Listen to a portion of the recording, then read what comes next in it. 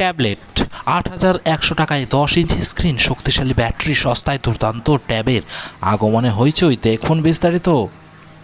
বিখ্যাত ট্যাবলেট প্রস্তুতকারী প্রতিষ্ঠান অলডোকিউব চীনে একটি নতুন ট্যাবলেট নিয়ে হাজির হয়েছে যার নাম আইপ্লে 50 2023। একটি সস্তায় বেশ কয়েকটি উচ্চস্তরের স্পেসিফিকেশন অফার করে, যার মধ্যে রয়েছে 2K রেজলিউশনের LCD display, 128 GB storage, 6000 mAh battery এবং 8 মেগাপিক্সেলের রিয়ার ক্যামেরা। আসুন তা এই নবাগত ট্যাবলেটের মূল্য স্পেসিফিকেশন সম্পর্কে বিস্তারিতভাবে জেনে নেওয়া যাক। অলডোকিউব আইপ্লে 50 2023 স্পেসিফিকেশন ও মূল্য। অলডোকিউব আইপ্লে 50 2023 2000x1200 পিক্সেল রেজলিউশন সহ একটি 10.4 ইঞ্চের এলসিডি স্ক্রিন রয়েছে। ট্যাবলেটটিতে ইউনিসকের অক্টাকোর প্রসেসর ব্যবহার করা হয়েছে। এতে 6 GB র্যাম এবং 128 GB স্টোরেজ রয়েছে, যা টিএফ কার্ডের মাধ্যমে 512 GB পর্যন্ত বাড়ানো যেতে পারে। ডিভাইসটি 8 GB ভার্চুয়াল মেমোরি সাপোর্টও মিলবে। সফটওয়্যারের ক্ষেত্রে এই নয়া ট্যাবটি অ্যান্ড্রয়েড 13-এর উপর ভিত্তি করে কাস্টমাইজড অলডোকিউব ওএস রান করে।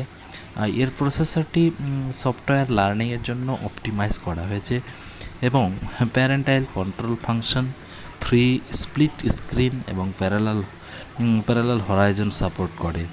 তো যারা নতুন আছে তারা অবশ্যই চ্যানেলটিকে সাবস্ক্রাইব করে পাশে থাকবে। অন্যান্য স্পেসিফিকেশন সম্পর্কে কথা যদি বলি তাহলে সেটা হচ্ছে ফটোগ্রাফির অলডোকিউব আইপ্লে 50-এ একটি 5 মেগাপিক্সেল ফ্রন্ট ফেসিং ক্যামেরার পাশাপাশি একটি 8 মেগাপিক্সেলের রিয়ার ফেসিং ক্যামেরা উপস্থিত রয়েছে। পাওয়ার ব্যাকআপের জন্য আইপ্লে 50 2023-তে 6000 mAh ব্যাটারি ব্যবহার করা হয়েছে।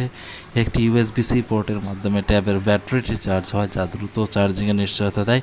এছাড়াও ডিভাইসটিতে এটি 3.5 মিলিমিটার অডিও জ্যাক রয়েছে, যা ওয়্যারলেসের পাশাপাশি ওয়ার্ড হেডফোন ব্যবহার করা সম্ভব করে তোলে। এই মুহূর্তে অলডোকিউব আইপ্লে 50 2023 লার্নিং ট্যাবলেটটি রিজার্ভেশনের জন্য জিংজং ই-কমার্স প্ল্যাটফর্মে উপলব্ধ। ট্যাবলেটের দাম মাত্র 699 ইউএন, আর ভারতীয় মূল্য 8130 টাকা, যা স্পেসিফিকেশন বিবেচনা করলে বেশ সস্তা। ভারতে এই ট্যাবলেট হবে কি না তা এখনও জানা যায়নি। তো ভিডিওটা কেমন লাগলো বন্ধুরা অবশ্যই কমেন্ট করে জানাবে, এবং তার আগে বলে বন্ধুরা যারা নতুন আছে চ্যানেলটিতে অবশ্যই সাবস্ক্রাইব করে পাশে থাকবে নতুন এরকম ধরনের আপডেট পাওয়ার জন্য। ধন্যবাদ, ভালো থেকো, সুস্থ থাকো, পরবর্তী দিনগুলি তোমাদের শুভ হোক।